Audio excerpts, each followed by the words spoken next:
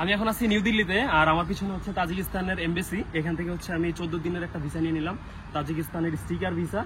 এটার জন্য আমি হচ্ছে এমবেসিতে আসছিলাম সকালে, কিন্তু আমি হচ্ছে অনলাইনে কোনো ফর্ম ফিল আপ করিনি। পরে হচ্ছে সাবিরের সাথে আমার পরিচয় হলো, উনি হচ্ছে মাত্রই বের হয়েছে আমি ঢুকবো এরকম একটা অবস্থা। পরে ওনাকে আমি জিজ্ঞেস করলাম যে ভাই ভিসা পাইছেন কিনা। পরে উনি আমাকে জিজ্ঞেস করলাম কি বাংলাদেশি কিনা। পরে হচ্ছে কথাবার্তা হলো, তারপর হচ্ছে উনি আমাকে হেল্প করলো, যে বললো যে ভাই আপনি অনলাইনে একটা ফর্ম ফিল আপ সাবমিট করেন, তাহলে হচ্ছে যে এটা ইজি হবে। পরে একটু বলেন ভাই প্লিজ, অনলাইনে কিভাবে করবে?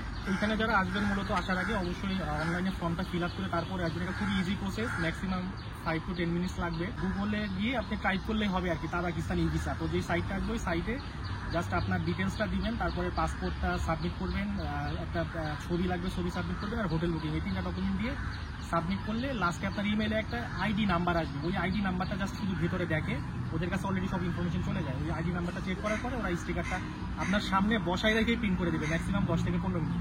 একদম ইজি। আর হচ্ছে পেমেন্টের ব্যাপারটা আমি বলি, আমি হচ্ছে ক্যাশ নিয়ে আসি নাই, আমার কাছে ক্যাশ কিছু শর্ট ছিল। আমি ভাবছিলাম যে কার্ডে আমি পেমেন্ট করতে পারবো। এখানে হচ্ছে কার্ডে কোনো পেমেন্ট নিতেছে না, এখানে শুধু হ্যাঁ এখানে ক্যাশ নিতেছে, আর হচ্ছে যে ইন্ডিয়ান যে অনলাইন পেমেন্ট আছে সেটা নিতেছে, পেটিএম বা হচ্ছে গুগল পে এগুলো নিতেছে। এটাই তো, আপনারা চাইলে হচ্ছে ইজিলি এই ভিসাটা নিতে পারেন নিউ দিল্লি থেকে। আমি আমার ভিসাটা আরো একবার দেখিয়ে দিতেছি। এইটা হচ্ছে আমার সামনে একটু আগে প্রিন্ট করে দিল তাজিকিস্তানের ভিসা। হোপফুলি ভাইয়ের সাথে একটা ট্যুর হয়ে যাবে সামনে।